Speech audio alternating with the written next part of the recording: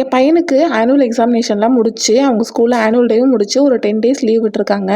இனி April first வீக்ல அவருக்கு வந்துட்டு நெக்ஸ்ட் யூகேஜி கிளாஸஸ் வந்து ஸ்டார்ட் ஆகுது அப்படின்னு சொல்லியிருக்காங்க. ஸோ அதனால காலையிலேருந்து சாயந்தரம் வரைக்கும் இந்த மாதிரி தான் ஏதாவது ஒன்று பண்ணிட்டு திரியிறான்.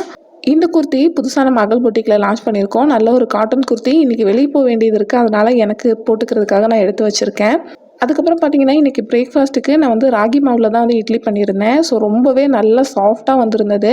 ஸோ நான் பண்ணதுலேயே பெஸ்ட்டு ராகி இட்லின்னு சொல்லிட்டு நான் இதுதான் சொல்வேன். ஏன்னா அவ்வளோ சாஃப்டாக இருந்தது. டேஸ்ட்டு பார்த்திங்கன்னா சூப்பராக இருந்தது. இதுக்கு வந்துட்டு நான் 3 கிளாஸ் வந்து இட்லி அரிசியும் 1 கிளாஸ் வந்து ராகி சேர்த்துட்டு 1 கிளாஸ் உளுந்து கூட ஊற வச்சு நான் அரைச்சிருந்தேன். ஸோ ரொம்பவே நல்லா வந்திருந்தது. இந்த மெஷர்மெண்ட்டில் வந்துட்டு நீங்கள் அரைச்சி பாருங்கள், உங்களோட ராகி இட்லியும் நல்லா செம்ம சூப்பராக சாஃப்டாக வரும். இதுக்கு தொட்டுக்கிறதுக்கு நைட்டு பண்ணி வச்சுருந்தேன் பட்டாணி குருமா மீதி இருந்தது. சரின்னு சொல்லிட்டு நாங்கள் அதையே வச்சுக்கிட்டோம். ஸோ பட்டாணி குருமா கூட இந்த ராகி இட்லி சூப்பர் டேஸ்டியாக இருந்தது.